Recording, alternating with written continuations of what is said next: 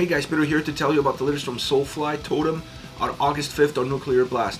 The album has 10 tracks, 40 minutes in length, and is the band's 12th full-length studio album. They are an American thrash groove metal band.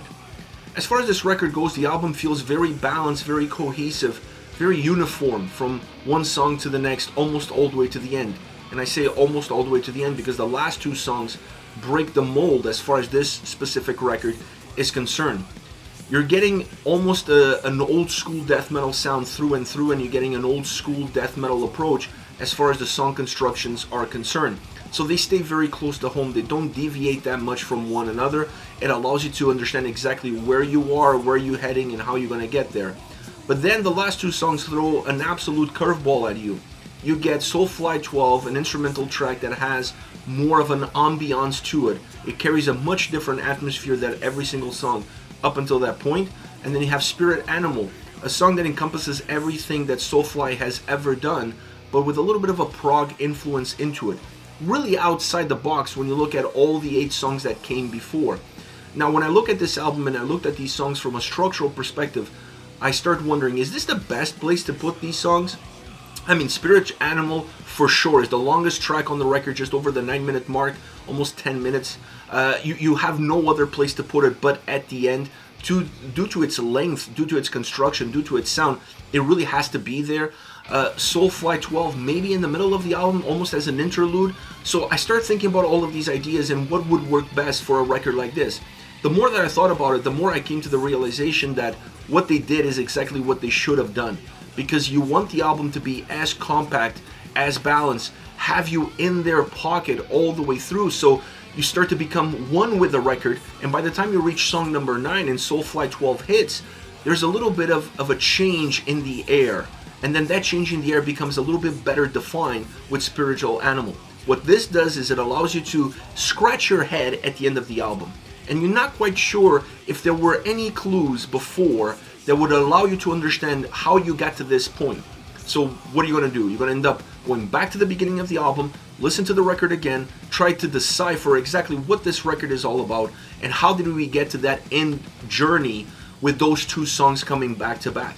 So these two tracks being where they are, they don't just add a ripple effect into how you perceive the album, but they also add a little bit more continuity and playability to the overall design that the record offers. So because of that, they're exactly where they need to be, and they add incredible value to the overall experience. Now, you're still going to see this album as a death metal sounding record. That's not really going to change because of 2 tracks, but they're going to help you see the album perhaps from a different angle once you walk through those doors and you experience a different side of the band, a much different side than what they offered on the previous 8 songs.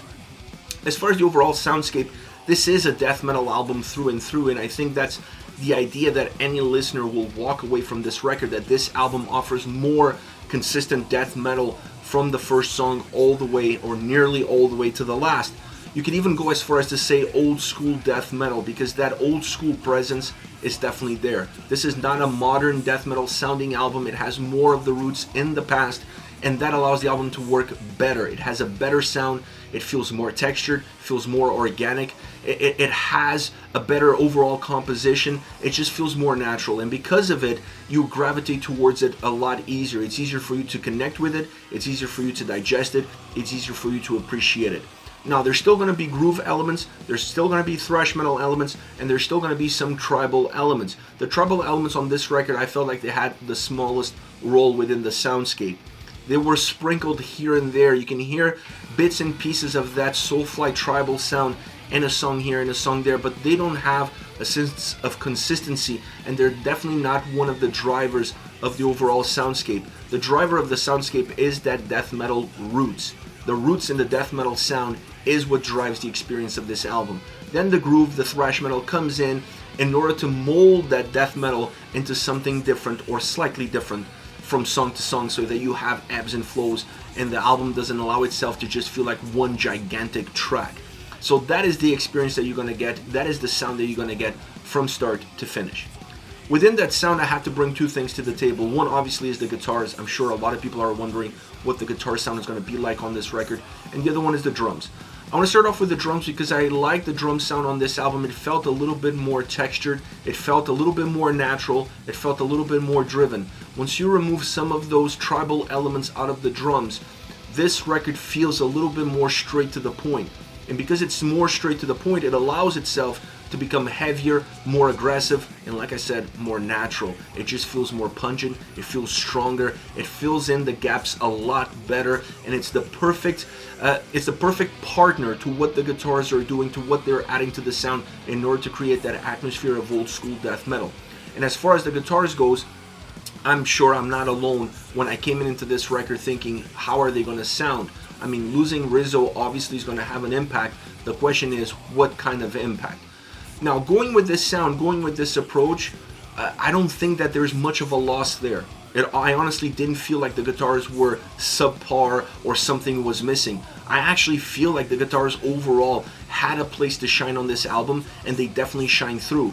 If there's something that's going to carry the listener from song to song and it's going to stay tattooed in the listener's mind, are two things: the vocals and the guitar sound. The guitar sound on this record is really outstanding. It feels powerful, it feels driven, still bringing in grooviness, still bringing in those thrash elements, but staying very concentrated and close to home as far as that old school death metal sound is concerned. Almost a Florida touch. When you think of bands that came out of Florida, death metal bands like Cannibal Corpse or Obituary, this album definitely has a little bit of the DNA of those old school juggernauts of the genre. It's ingrained almost on every single track, and you see that predominantly in the guitar sound and how those guitars come across.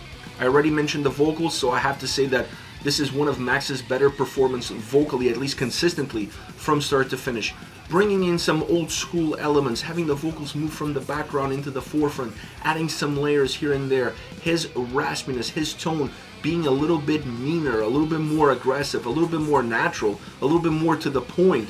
Same as what I said for the drums, totally applies to the vocal performance on this record, and I felt like it was just very consistent with the big picture, with everything that we got out of this album. Without a shadow of a doubt, one of my favorite Soulfly albums, definitely one of my favorite in a very long time, and that's not to say that the previous records were not good.